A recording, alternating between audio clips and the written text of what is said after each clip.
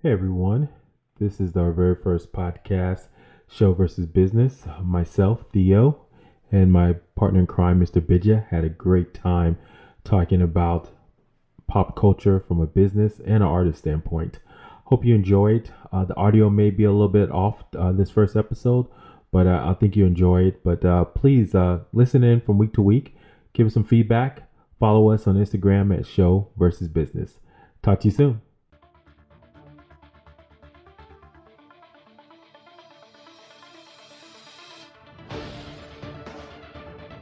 This is Show versus Business, your weekly take on pop culture from two very different perspectives. I'm your host, Theo, and on the line, I have my lifelong friend, Ben. Hey, Ben, how's it going? It's going good, man. If it's a lifelong friend, how come you didn't know I was going by Benja online? Apologize. Benja. Benja. What's Welcome, good, welcome. man? What's good?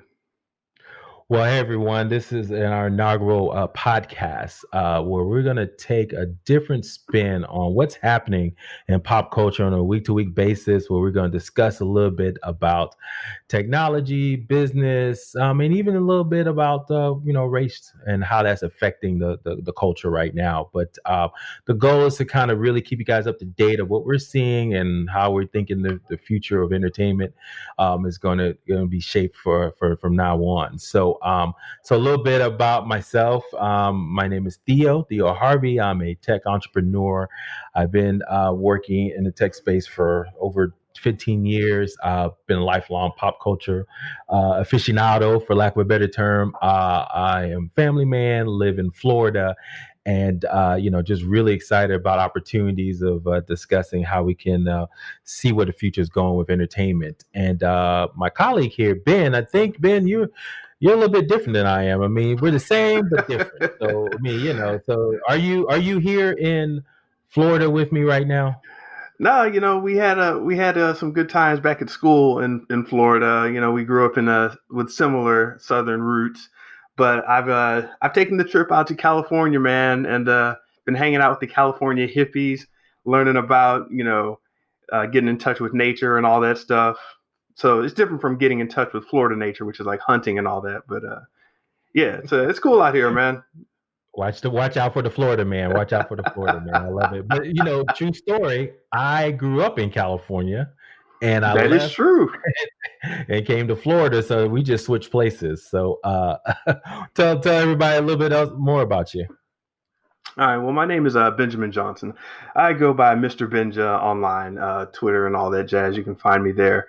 But I guess I started in video games. I got really interested in them when I was little, and decided the best way to actually, you know, get into the video game industry was to make them. So I became a programmer, designer, and later on I ended up doing art, not art for games, but just art in general, like fine art, gallery art. And so since then I've just been I worked in the industry for about 15 years, and after that I totally went the hippie life where I grew my hair out and started thinking about life in different ways, and started painting. And amazingly, I'm still friends with Theo, you. So that's my story in a nutshell, I guess. You have grown your hair out, so a little bit scared, but I know, we'll see. Yeah, I love it, man. Now my hair, I still have some of my hair, so that's a good thing. It's still there. Yes, yes, yeah. Not too That's a much good. stress in the business world. No, no, not at all. So yeah, so typically what we'll try to do is cover one or two topics every week, what we've seen from previous week, and where we think it's going, and maybe talk about it. So, this is a little bit debate show, so we'll talk a little bit from the business perspective, and then we'll talk a bit about the artistry, the show part of it. So that's hence show versus biz. So first, I'll go talk a little bit. The first topic of the day is Disney is taking over the world, right? The latest on the streaming. Damn. Yes, yes, yes.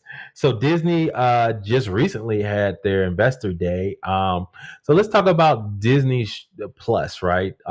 This is a streaming service that literally just launched a year ago. And in 1 year, they have already 86.8 million subscribers. Now, comparison, Netflix has currently has 200 million, and they've been in the industry roughly about 10 years. And then now, and also a similar comparison, HBO Max, which also launched not too long ago, only has 12.6 million. This is huge, and at the investor day, the Bob Chapek at the he mentioned that the goal is to hit roughly 260 million by 2024. The CEO of Disney. Um, Ben, is this possible? I mean, what are your thoughts on that? You know, Chapik came in. Chapik.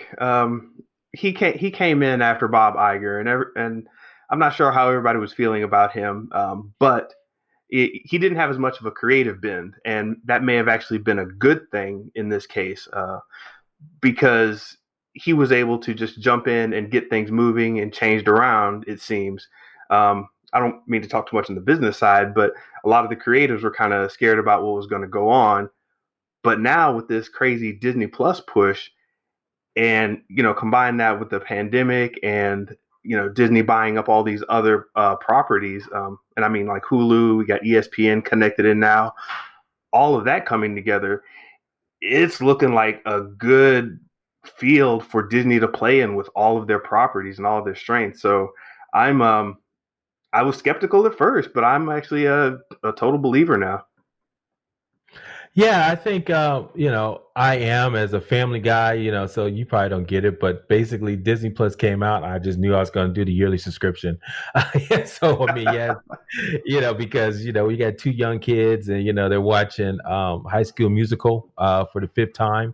You knew that you needed content that's ready available for them, and so this is amazing considering that basically they just have a lot of just repurposed content they've already had before, and they Yeah. really only had the original shows weren't original. It wasn't there weren't that many original shows, right, for this first year. And let's be fair, I Hmm. think pandemic, right, just really kind of helped accelerate that, and so it was a kind of two things. The brand is strong, so obviously anyone that has kids under 13 years of age, is probably going to buy it in the United States, and so that's huge.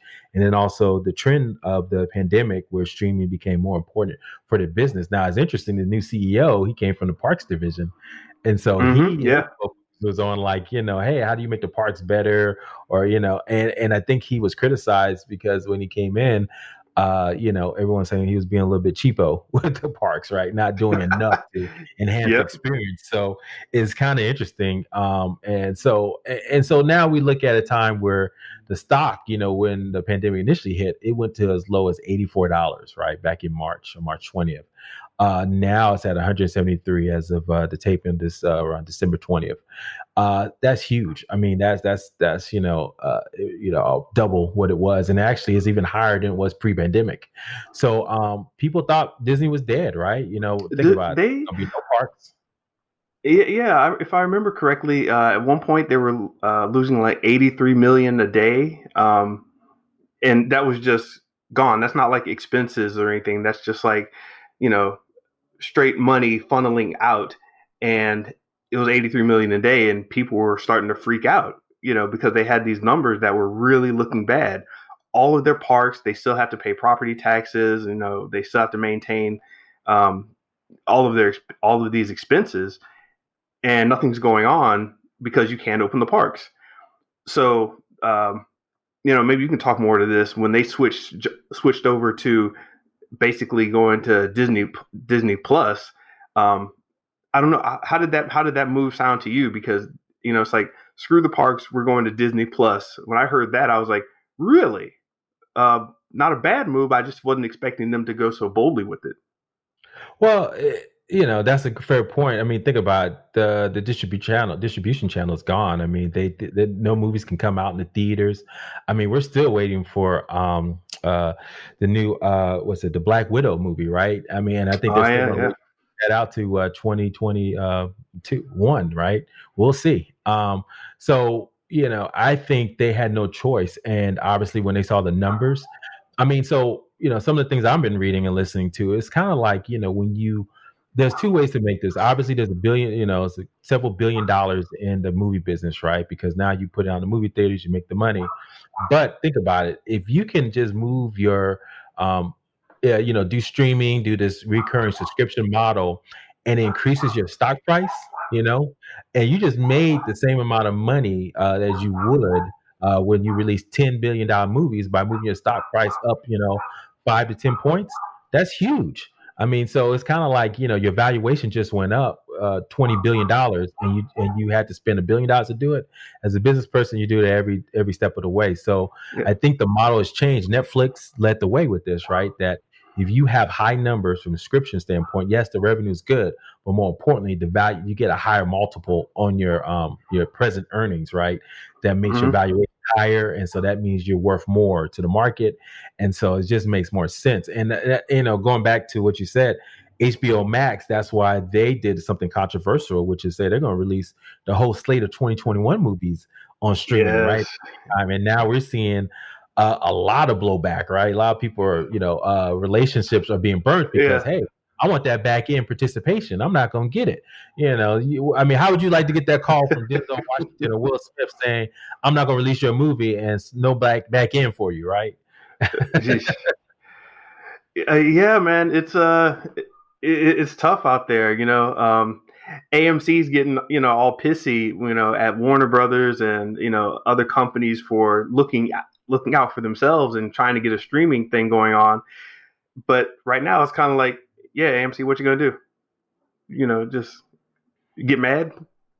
I mean, and literally, I drove by AMC Theater and it was, empty, right? I'm in Florida, so the rules are a little bit looser here, and we were going to talk about that too. You talk about parks being closed, man. Disney World has been open since like June down here. They don't give a damn here, but in California, Yeah. I know it's a little different story. But I was driving by AMC, empty, of course, but then at the local restaurant, Applebee's was packed. So it's like, it's like interesting. It's like Huh. people are concerned, obviously, about moving in theaters and you're in there longer. And obviously, there's some scientific reasons for that. But I have to say, having movie theaters closed while at the same time restaurants at capacity, it just doesn't make sense to me. But unfortunately, yes, the theater experience, I think, is almost dead, at least during this pandemic. Yeah, yeah. You're definitely right there. It's going to be interesting to see what they do because as you were saying on the creative end, um, where are you getting your entertainment from? Where are people having fun at? How are they doing it? There was already stress in terms of well, why should I get up and go to the movie theater when I can watch something at home? And now it's like, do I want to go out to a packed Applebee's and there's no movie involved? You know what? I'll just get something on Grubhub for the family, spend $30 and watch Mulan or whatever, at home on my streaming service. So the whole game is has flipped, and I don't know if people understand how big the game has switched, even in terms of just a creative aspect, because now you're doing things creatively that you couldn't really do in a theater. So this is all new territory, and I'm here for it. I'm just grabbing the popcorn and watching what's happening. This is great. The popcorn at home, right? Which is a lot cheaper than popcorn in the movie theaters. And so Yeah. I would think that's what's really driving this. Think about it. I mean, I have a family of four, two young kids, and popcorn and all the candy, every time they, Daddy, I want candy, I want this, I want that. I'm literally spending like $150, right? So if I Oh, yeah. have something streaming, like Wonder Woman's coming out next week for Christmas Day. Oh, yeah. Uh, I'm already paying my $15 a month for HBO Max. I'm gonna buy some popcorn for like $5, and we're good. We got water to drink, so I think that's a good night, man. And it's a good date night with the missus too. So uh, don't sleep on that. So I think do, that's do kind of people where it's going. do people still put sugar packets in the water? Get a little sugar water going around, Oh pass it yeah, around the kid. that is Oh goodness. homemade Kool-Aid, man. Homemade Kool-Aid. Well, so that brings up a good point. So the Investor Day, I mean, look, from the artistry standpoint, I mean, they highlighted they had one massive hit. Let's be honest, and be honest with you, that was probably the biggest movie of the year. I mean, The Mandalorian. Every week, Yeah. high excitement, very quality graphics and just just give you that good Star Wars hit. And so they just recently had their season finale. So I mean, what are your thoughts on that? As as an artist, did they knock out the park? What made that show so compelling for everyone week after week? So let me, yeah, it's there's a lot of to say about that, but I want to bring it back to the basics of what creatively is happening here. Um, our good old friend Gary Vaynerchuk, Gary V, said, um, he once made this proclamation that nostalgia is horribly underrated, and everybody kind of shrugged their shoulders and they were like, "Yeah, we know it's we know what are you talking about underrated? Everybody knows nostalgia is good." He says, "No, no, no, no, no, horribly underrated. It's extremely underrated." Now I didn't get it right at the time, but if you put out a great show, like a 9 or a 10 show, and then put out a level, a 3, something that gets 3 stars, but it's got a whole nostalgia hook, you can sell T-shirts, you can sell the movie, you can sell, trading cards, all kinds of stuff based on that nostalgia. Because in the current landscape that we're in, with so many properties, so many different things to check out online, when you want something simple and comfortable, you just go with nostalgia. Even if you don't want to, you're just like, I'm flipping through Netflix and screw it. I'm just going to watch Star Wars again. And you will do that. So now, with this new Mandalorian show, Favreau and company, Favreau, Filoni, and whoever else was involved, basically said, "Hey, let's hook into this nostalgia wave. Let's really make sure that we're catching all the Star Wars fans, really getting them back into the fold, because there was some Star Wars drama, but let's get them back into the fold, have a show every week, and they are high on fan service with that show. I'm not knocking it, but I'm being very clear. It's high on fan service with what they're doing. The Easter eggs, the references, the shout outs, you can't watch that show without getting a nostalgic bend. So having this as their premiere show is a stroke of brilliance, basically. And I mean, I've got a whole podcast talking about Star Wars because of the Mandalorian. Pod Squadron, if you want to check that out. But it's it's crazy how they were able to not just see it coming, but pioneer and bring everybody along with them on this journey. And Disney Plus is that. I mean, the Mandalorian is what uh what Iron Man was to the MCU. Hmm. I think the Mandalorian, instead of calling him Iron Man, you can call him Beskar Man. He's the Mandalorian is going to do for Star Wars what Iron Man did for the MCU, and that set off all these new shows, a new way of watching entertainment on TV. And I just think they knocked it out the park, and they've still got a lot to do. And as you said, to the Investor Day, Yeah. kudos. Yeah, you got it. I mean, definitely, and also the way they even create the show, right? I mean, they do it in a warehouse in Redondo Beach, right, not too far from you. So, I mean, Mm-hmm. all those special graphics, they create their environment. So the movie quality you expect from Star Wars is inherent in how they built it out. I mean, that's genius to me, right? To be and now probably the speed of delivering this show is a TV show. I mean, we're literally watching a Star Wars TV show every week, right? And and the way they're able to do it profitably is the key thing to that. But I do have hot take Hot take. alert. Uh oh. Uh oh, Uh oh. is the Mandalorian as a story really Don't that hurt him, good? dog. Is it Ooh. really that good? It. So my take is that let's be honest. Now, granted, yes, I was geeked out as everyone else when. So spoiler alert, spoiler alert. Last couple of weeks they introduced Boba Fett into the mix, and they hinted at it. We finally saw him in full regalia, and including and that got everybody hyped. But then the finale, they had the cameo of all cameos. Uh, Luke, Mother Skywalker showed Skywalker. up with the green lightsaber. Now, you know. I'm a man of a certain age with young kids, and I try to stay calm and not cry too much around them. And but when I saw the black hand and the green lightsaber come out, You I teared up. I wept You teared like up. I was 5 years old. Oh man. I was like, "Nephew." Now, so but beyond that, you're right. Nostalgia is tough. But the hot take is before that, let's be honest, the story was pretty much the same. He went from place to place, had a mission. Someone said, "Can you help us with this?" He helped them with that, and he was gone. I mean, it's kind of like, it was okay. I mean, Man, yes. to me, it was so intentionally vanilla that I couldn't knock them for it. I was like, well, yeah, this is what they're doing. It's an extremely vanilla story. You're not trying to make any heavy tension.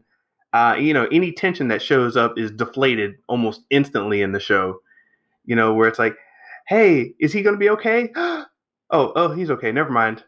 Hey, look, nostalgia, and it just keeps on rolling forward. And you know, I'm I'm in the same boat with you on this one, man. It's in terms of a classic story, where you have a character. It doesn't have to be one person, a character, a team, a group, or whatever. Going through a series of trials to get to a conclusion.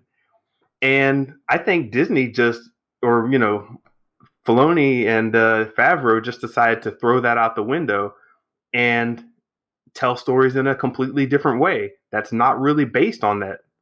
So, yeah, storytelling is soft, but it's a different kind of story. So I don't know how I can rate it. So Yeah, I would agree. I mean, the hot take is, it started off as a procedural, right? And then became more serial as it went along, right? So I yeah, don't know if that was intentional. It's not. It looks like it kind of was because they hinted at Boba Fett, right, in season one. But it's more like story, task of the week, right? He would go to yeah, one place, go here, it didn't seem as there was didn't seem like a complete story really until yeah. like the So, last couple of episodes. so how do you differentiate between like a procedural and a episodic kind of thing? How do you Okay, differentiate that? yeah. Well, obviously it's TV, so episodic means there's a beginning, end, and middle, and the episode can stand on its own. So there's a lot of shows that are episodic, but they're serial in nature, right? So like show like well, I would say maybe The Sopranos, right? Let's think about that. Not The Wire. Wire is very serialized, right? The Sopranos, there was a purpose, right? Tony Soprano, will he become better, right? And it was, he was either going up or down on that list, but but each episode stood on its own, right? And so when I think of a procedural, I think it hymns more toward like each episode's on its own. So if I just jumped in on a episode, 5 versus episode 8, they're probably about the same, kind of similar to any of those Law and Order shows, right? You just jump in and you're like, okay, this is the premise. He's a Mandalorian, he's got a baby, he's protecting the baby, he's got a mission, right? Yeah, Kind of like, or like the old Incredible Hulk series, right? I mean, we're kind of dating ourselves, but it was like this old show where it was about the Incredible Hulk. He would go from city to city. Everything was cool. Somebody made him mad, and then of course the yeah. eyes turn green, and then he would go Hulk out, and his back would start getting bigger, and then beat him up. Then he go to the next city. So I was just thinking that's kind of what I mean by procedural. Okay, because in my head, I had Batman the animated series where you just had every. I kind of think Batman's kind of a Mandalorian type guy with his utility belt and all that. Anyway, um, so you've got a show like Batman the animated series, and every show you just do this little exploration, and it really doesn't go anywhere. But you explore the character, you explore the world, and you go on this fun little adventure for that one show. But The Mandalorian threw me off because it didn't play out like here's part one, part two, part three. It started out where here's part one, and then you just went on these little adventures that didn't seem to matter, and then you went back to hey, we're still following the story, and you're like, okay, we're following the story again, but then nothing really happens. And I wouldn't mind it so much maybe if it was a longer season, but you have 8 episodes. So I'm thinking, wow, in 8 episodes, you could have kind of done that in two, the first one and the last one, and it really wouldn't have made too much of a difference. So just from my watching point of view, it kind of threw me off how they were playing the quote unquote story, so I think they could have, and I'm not making as much money as them, but I think they could have really took a stronger stand on, hey, let's create some single episodes and let's let people know that this isn't like always going to be continuing as hard as you think it is. I think that may have gone over a little better for people like me. And it's not just a couple people. There are quite a few people who are like, hey, this was a filler episode. Absolutely nothing happened. But it's a trial period with this new show, and they're figuring out what works and what doesn't. Yeah, I So, can tell you for a fact that they didn't know this was going to be such a smash hit because after Baby Yoda was introduced, they had no merch in December last year. So no. they were not prepared, man. They were not prepared at all. And they were like, oh crap. So I do feel, this is my personal opinion, for season two, they were better prepared and they started thinking through how they can use this as, like you mentioned, this could be the Iron Man to the Star Wars. They said, the fans have not been excited, about the sequel series, and maybe we'll have an episode on that to talk about that. But not too many people were excited about those shows, and basically it was at a low point, right? Star Wars. But they saw the excitement people had with Mandalorian. So I do feel that kind of influenced the storytelling from a business standpoint to figure out Hmm. how can we jam pack so much crap in here where we can spin off 3 shows potentially, right? And leverage Clone Wars, which is already on the Disney Plus, right? Yeah. Characters no one ever seen from live action, so that people can get hype about that, and put some fan service in there with some Luke Skywalker. So, in my opinion, I think they rejiggered the show based on business, aspects because they saw the numbers and they realized this has something to be very powerful. Because this transition to the next topic. I mean, we saw that there's going to be new shows. I mean, they're literally having 10 Star Wars shows now, right? I mean, and I think that's Man, the function also of Disney Plus. But three of those 10 shows are all based off of Mandalorian, right? Ashoka, directly, yeah. directly Ashoka, who's the new Jedi. Well, and it's funny, it's like, this is supposed to be a period where there's no Jedi, but Luke Skywalker, and now we got like 5 of them running around. But anyway, that's another topic. Ashoka, she's gonna have her own show. Obviously, the Mandalorian season 3 will not be focused on Din. Is that his name? Din from the show. But it's going to be based on Boba Fett, and then of course Rangers of New Republic with the new characters they introduced. So I think they just kind of like, hey, this is a vehicle where we can just relaunch Star Wars. And so will they be successful? And my question is, will it even matter? Hmm. So wait, when you say will it even matter if they're successful? Wait, what do you mean? Hold on. You talk No. about monetarily or just views or Exactly. Does it even what success mean now when it's on a streaming service, right? As long as you're getting people what they want, they're talking about it. you know, what does that mean? Does it matter anymore? It's just man, just yeah. content is king. And so, or will Well, they stand out like Mando has as like, hey, this singular thing that gets people excited. Now that they're yeah. launching all these shows, what does that mean now for Star Wars? You know what? And this is what I was touching on in terms of creatively building something that's a different form of storytelling. Instead of having kids saying, "Hey, uh, this happened in the story," all the kids online are saying, and me too. They're saying, "Hey, did you see such and such showed up, or did you notice they made a callback to this?" Um, you simply couldn't do that before. Like when we were coming up with TV shows, we'd call each other or talk the next day, or maybe there would be some email or some message boards or something. But there was no Easter egg hunt in all these television shows. Like, hey, this reference such and such, and you're like, wait, that referenced Jedi Temple? What Jedi Temple? So you go online to Wikipedia or the Wikipedia actually and find out what the Jedi temples were. Yeah, I frequent the Wikipedia to find out all my Star Wars knowledge. um, but now, you're getting people invested in this pool of characters, this pool of stories and timelines. I was talking to this girl and I was like, yeah, so, you're into the Marvel stuff now. What do you think of DC? And she just cut me off and was like, look, I'm invested in Marvel. I'm trying to watch it to keep up with what my son is watching. There's so much going on. I don't have time for anything else. And I kind of stepped back and was like, I've said that before myself, but hearing somebody else say it, it was like, wow, all you have to do is create the content and you keep them in your bubble. It's crazy.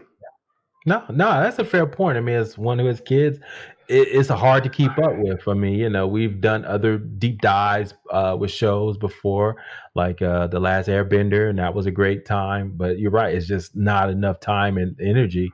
And if they're going to create new shows that are focused on this, now when my kids see, Ashoka, oh yeah, I remember that character from Mandalorian or Boba Fett. I remember that character.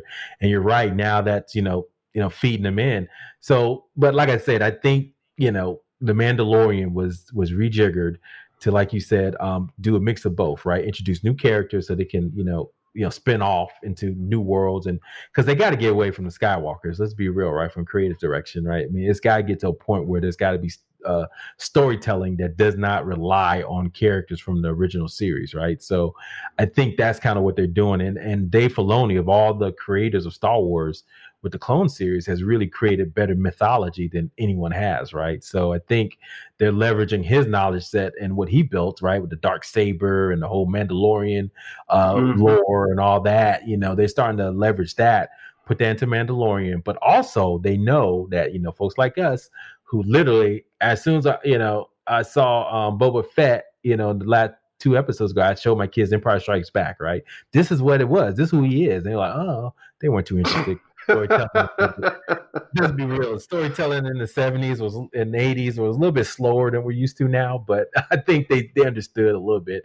And of Yeah. course, Luke Skywalker showing who he was. So I say all to say that, it's I think it was reconfigured from a business standpoint. And so matter of fact, so in comparison to last year, obviously this year, going back to my original conversation thought, they have so many more Yoda toys. Matter of fact, they even have a Yoda Lego set when Baby Yoda has the little ball, the silver ball in his hand. So they already knew. Like, so wait a minute. The story that episode didn't even come out to like episode 7 or 8, right? Or 6, and then they already had a Lego set already created that had the little silver ball. So what I'm yeah, because if you remember the episode, obviously there was an episode where the Mandalorian was playing with the child and was trying to give him the silver ball, and so I'm saying that to say that I think which is not bad from a business standpoint, but I think the creative direction was changed, because of the business directive to see how they can leverage this to launch multiple series, to get the fandom back on the side of Star Wars. And you're probably more tied to the fandom than I am.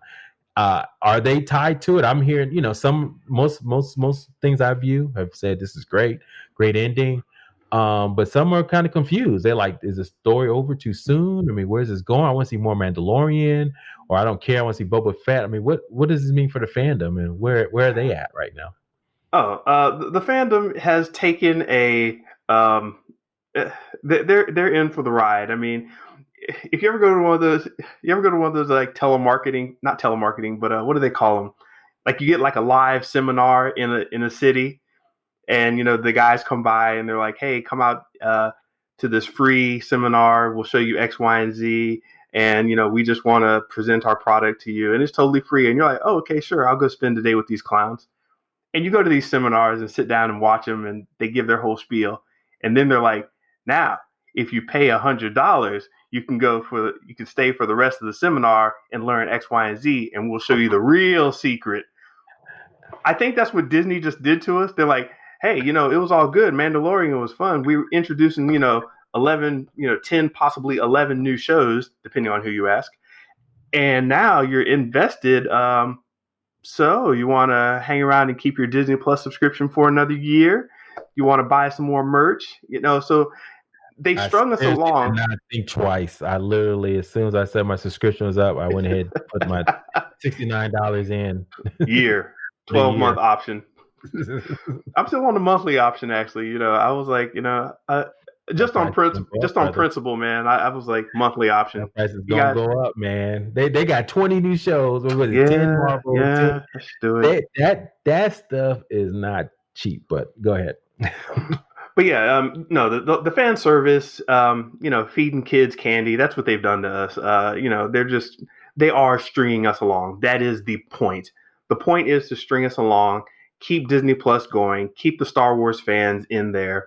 And by the time we even think about getting tired of, Disney Plus, I mean, not Disney Plus, Star Wars, they've got Marvel backing them up. And this is just the Marvel Star Wars thing. The rest of Disney is still doing its own thing with, another set of Disney nerds. That Disney nerds are serious. If you don't know people who do the whole princess thing and Oh yeah, follow all of that business, I that's know. I have it's. a daughter. I have a daughter. I know. Oh yeah, I have glimpses, and yeah. it's real out there, man. But So no, real quick though, in the notes you mentioned Luke Skywalker, and that kind of sealed the deal. Where it's like, you know what, you thought you were about to have a sugar overdose. Here we come with the flan at the end of the meal that you really shouldn't be ordering, but they're like, hey, we got the dessert tray, baby, and it's your favorite dessert. Here you go, Luke Skywalker, eat it, get some. It's it was so over the top, but it was. you couldn't get mad at him. It's like, I couldn't. damn it, you did this, but Yeah. okay, I'm in tears now, and I'm going to text all When my it came friends. out, did you? I heard rumors there's gonna be some other Jedi's that from Clone Wars and stuff like that. I mean, I suspected it could be Luke, but I didn't want to think through it thoroughly. Did you? Did you think it was I gonna be didn't Luke? I didn't think they'd do it, and I don't think that that was their. From what I've heard in the rumblings of Disney Creative, that wasn't their only option. Mhm. So they had other Jedi in the wings, ready to kind of um, go forth with this story. But I think to really hit it home and to really slam dunk, they took the gamble and said, "F it, we're going with Luke. We can't. If we go with Luke, we can't screw it up. Full They're going to be kids crying." The full Skywalker, baby. Show him. Show him. Yeah, it raises questions for the future because if you follow stories, whenever you raise the stakes to a certain point and pull something that crazy, you have to kind of keep it going. So Mm. now what do they There's a do? lot of conversations about like, okay, where did Grogu, the Baby Yoda, show up later, and did he get killed during the school when Ben, set it on fire? But they're trying to retcon that now because Ben was still a nice guy. It was an accident, So it's kind of like you're right. There's a lot of threads they got to go back and kind of figure out now. Is Grogu off the table now? I mean, is Baby Yoda off the table because you can't keep unless you're going to do a Luke show or keep having Luke as this, you know, Deus Ex savior kind of steal the air out of the room character that can always show up. That's kind of weird to have Luke just always in the wings, but he's with Grogu now. That's a kind of a Yeah. hard pull. You see what I'm saying? Now that they're And that's together, it's like, what I've heard from the fandom is like, okay, so I'm ready to see that story now. Let's go with Luke. I mean, I want to see what they're gonna do. I want to see what the Mandalorian do, and they're like, oh, we're gonna put a pause. Let's see what Bobo does. At the end, they revealed, he goes back to the Jabba the Hutt's site and location and take it over. I mean, cool. I mean, but it's kind of like, I mean, the story they ended with was kind of like one I think, and that's what left me wanting more as a fan, from a storytelling. Like you said, the stakes are so high. I'm like, I'd rather go with Luke. And it's surprising that they didn't just cast an actor that kind of looked like him, a younger Luke. So they could potentially have that option. actually, I'll tell you why they didn't do that. Um, One of the things that Disney picked up Lucas for was their technology and their developmental creative. And what I mean by that is, you're getting Skywalker Sound, you're getting Mhm. ILM, you're getting THX. That goes a lot of the stuff, the technology that Lucas always pursues and pushes has always been groundbreaking. Whether or not you thought it looked good at the time, you got to remember, Phantom Menace was like completely digital. Nobody was doing that at the time, and Lucas pioneered that. So now you've got all of those creative gears in motion, and Disney hasn't always been the biggest in terms of technology. I got problems with my Disney Plus app right now, and I'm just cursing them to the high heavens. Like, why did you do that? But it's that was an Bob, get on that, interesting, Bob. Bob, get on that, please. Mr. Chapik, sir. Um, yeah, so getting their technology side in, you that's one thing that Star Wars is always going to do. They're going to say, you know what? If we have an option to throw something in someone's face and really do it, they did it with Princess Leia in Rogue One. Um, That's all Star. That was ILM. They did that, and did Marvel leverage that technology to do that for Captain Marvel and Ant-Man when they DH folks for those movies as well? Do you know? yeah, if you watch the credits, and I go to Hollywood shows with these guys, and they all know people from ILM, so they make you sit through the entire credits, even if there is no in credit scene. But yeah, the ILM and digital crews always in there, so they're definitely leveraging Industrial Light and Magic, which is a Lucasfilm company. That's part of the purchase that they did several years ago, which has played dividends for Disney, in spades. So, well, Ben, I think I think we covered everything for this first show. I mean, I think we talked a little bit about the streaming wars, so that hopefully everyone gets a taste of kind of what we discuss on a week to week basis. So, before we end, is there anything you're excited about for this week in pop culture? This week in pop culture, we're starting to, yeah. Speaking of the streaming wars, we're definitely starting to see what's happening with, um, everybody else taking their shots. Disney's, been punching everybody in the stomach with the Mandalorian, pretty much, and the rest of their shows and series, um, all year, and getting Hulu and ESPN and all that, as I said before, and Fox. If you notice, the Fox movies are starting to show up on Disney Plus more and more. You may not have them listed, but if you search for them, you can find them. Anyway, um, yeah. So you're starting to, you know, see. Okay, Disney Plus played their hand. Who's next? Now we're starting to see the HBO, Warner Brothers guys come in there. We're going straight to movie theaters, and in at the same time we're going to be on the streaming service at no extra charge. Boom, that's another shot fired. And you only have so many players here. What's Netflix going to do? I load up Netflix now, and no nostalgia hits me. I'm like, what? I'm going to watch another season of Ozark? Maybe, I don't know. Hmm. It's they don't have that strong nostalgia hit because everything on their platform that's nostalgia driven is licensed to some other company, and it's Yeah, going to get taken off eventually. that's a Well, fair. or not. So I'm just waiting to see what's happening with all these other services and how this all plays out. No, It's you going to made be a great point. Yeah, usually around this time, Netflix has some, I think last year they had some Oscar shows that, movies that you want to watch to kind of get them excited. But this year, no one's really talking about Netflix. They recently had a hit with The Queen's Gambit. I don't know if you saw that. That was a pretty good series and it's on show. my watch list. Yeah, it's definitely really good. If you're into chess, not even if you're into chess, but I think yeah, you can play chess all the time. So yeah, it's really good. But I think you're right. It's kind of interesting. HBO Max.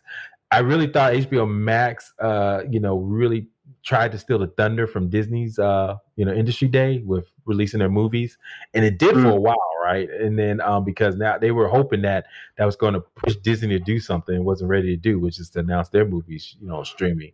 But Disney did not do that, and so but Disney did release, the shock and awe with the number of series they're going to put out. So my money, I'm like I said, I'm going to be watching Wonder Woman. That's what I'm excited about, just seeing what the numbers are for Wonder Woman. I've already seen some numbers right now that show that internationally, I think it's only like 18 million in China, whereas Wonder Woman 1 came out, had 35 million. So numbers internationally a little soft for the movie. But it'd be interesting to see how Wonder Woman does. It's getting great reviews, so we're gonna watch it and see how it happens. But that's gonna be my watch for the week for when it comes to pop culture and seeing what's gonna happen in the business aspect. But before we end out, usually we like to talk about any special projects they're working on. You can follow me at Theo TheoH at twitter.com. And we have some new projects coming out shortly. But Ben, what you working on? What's going on over there?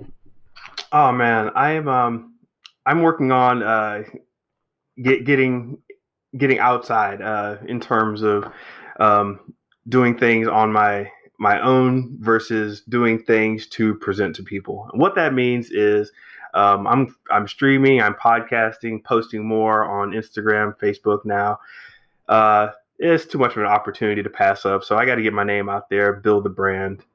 You see, I've got my art in the background here, so that's what I'm doing, focusing on just starting to get that out for 2021. We'll see how it all goes, because the creation versus uh, talk marketing and talking about the creation. It's a hard flip to keep on doing, and I don't have it down yet. Show versus business, man. Show Oh versus gosh, business. yeah. The age old question. So so thank you everyone for joining today. Thank you again. Follow us, like us, subscribe us. Follow me at Theo TheoH and at Mr. Benja on Twitter and all the social medias.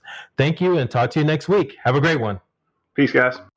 Thank you for listening to Show versus Business, your weekly take on pop culture. Please subscribe to this podcast at Apple, Spotify, Stitcher, or wherever else you listen to podcasts. Please like and subscribe to our Instagram page, Show versus Business, to get exclusive behind the scenes takes and upcoming episodes. Talk to you next time. Finish him!